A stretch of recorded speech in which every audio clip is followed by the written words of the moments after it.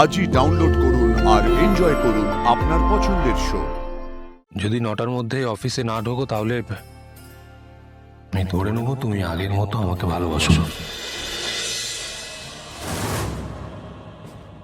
একবার নয়, বারবার বারবার কেন হচ্ছে এরকম আমাকে জানতেই হবে। যেভাবেই হোক এর উত্তর খুঁজে বার করতেই হবে আমাকে।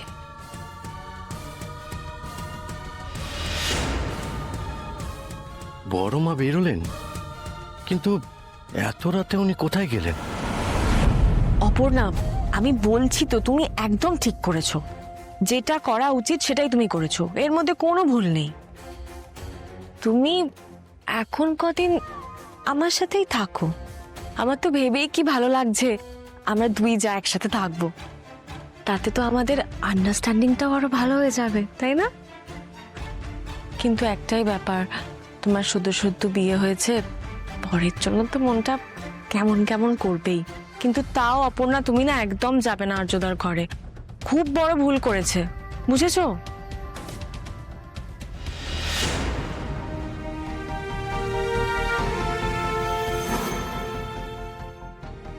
না না, আমি এখানে থাকবো কি করে?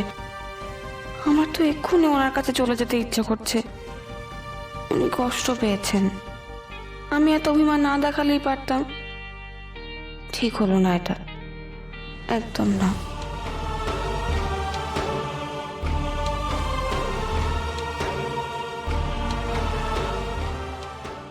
দাদা দাদা এই দেখো, এগুলো হচ্ছে লেটেস্ট মডেল গাড়ির।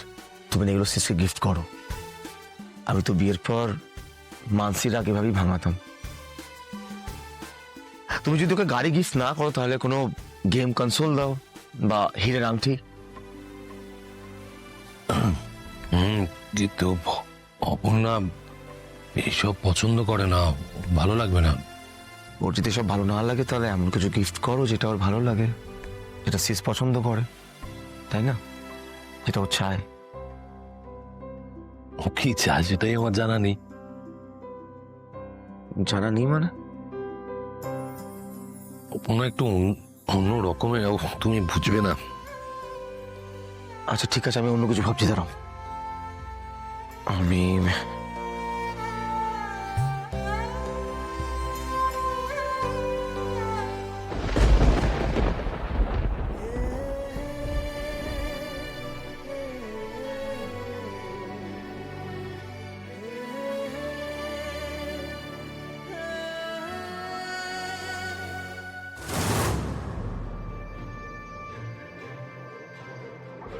সবকিছুতে জিতে যাচ্ছ তুমি অপর্ণা। আমি কিছুতেই তোমাকে আটকাতে পারছি না। তো রাত্রিরে আবার কে মেসেজ করলো? এ কি, আর্য মনে হচ্ছে। আর্য এত রাত্রিরে আমাকে কেন মেসেজ করছে?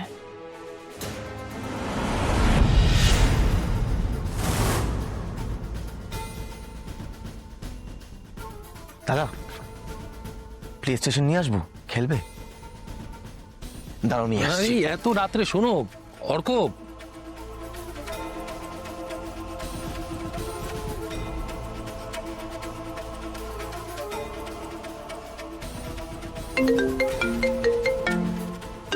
মীরা।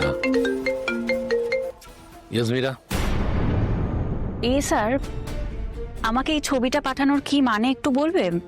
মানে আমি তো জানি তোমার আর অপর্ণার বিয়ে হয়েছে এবং তোমরা খুব সুখে আছো, তাহলে আমাকে কেন পাঠাতে গেলে এই ছবিটা হঠাৎ? Hold on. তুমি বলে চলেছো, আমাকে একটু বলতে দাও। তুমি এতদিন আমাদের সঙ্গে কাজ করছো, আমাদের কোম্পানিতে আছো, এতদিনে নিশ্চয়ই বুঝতে পেরেছো যে তোমার ASR কার্য কারণ ছাড়া কোনো কাজ করে না। আমি কারণটাই জানতে চাইছি স্যার। ফ্রেম করবে, আরো কিছু কাজ করতে হবে। ওকে, আমি তোমাকে মেসেজ করে দিচ্ছি, সেগুলো প্লিজ একটু করে রেখো। মানে আমি করব? হ্যাঁ, আমি তো তোমার সঙ্গেই কথা বলছি, তাহলে কাজগুলো তুমিই করবে। আর শোনো, এই সমস্ত কাজ তুমি 8:30টার মধ্যে রেডি করে রাখবে। ওকে, গুড নাইট।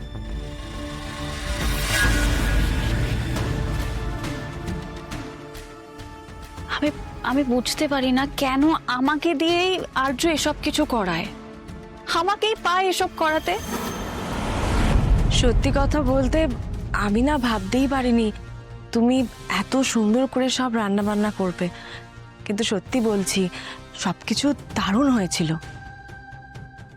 কিন্তু জানো তো অপর্ণা, এই যে মাদার ইন ল এত বড় মুখ করে বললেন না যে তোমাকে সব বলে দিয়েছিলেন কি করতে হবে, এগুলো না কখনো উনি আমাকে বলেননি।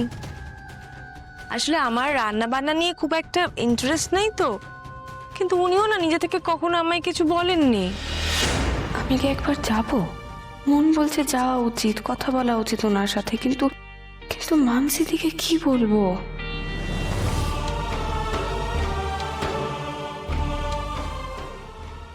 অপর্ণা, এই অপর্ণা, কি হলো? এই মিটে গেল সব অভিমান? এখনই ডাকছা, তুমি দৌড়াচ্ছ? আরে বাবা, এইভাবে কোলে গেলে হবে না, শক্ত থাকো, ধৈর্য ধরো।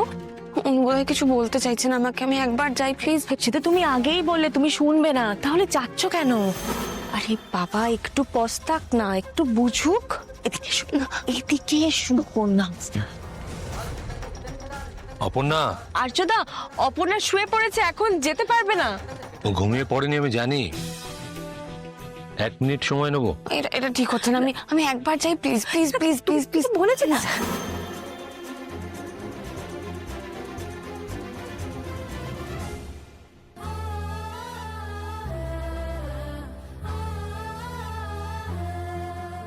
আমি তো তোমাকে সরি বলেছি অপর্ণা, আমি জানি একটা সরি সবকিছু মিটিয়ে দেয় না, তবু প্লিজ। মন খারাপ? তোমাকে বোধহয় আমি আগে বলেছি মন খারাপ, মনে অশান্তি নিয়ে শুতে যাওয়া উচিত নয়। মন কি আমার একার খারাপ? না, এখন তো আমার সবকিছু তোমার সঙ্গে জড়িয়ে আছে, তাই তোমার মন খারাপ থাকলে আমার সবকিছু আমার সাথে? সত্যি? দেখো অপর্ণা, আমি তোমাকে ইচ্ছাকৃত হার্ট করতে চাইনি, সেটা বলার জন্য আমি এখানে এসেছি এইভাবে। 1 মিনিট হয়ে গেছে কিন্তু।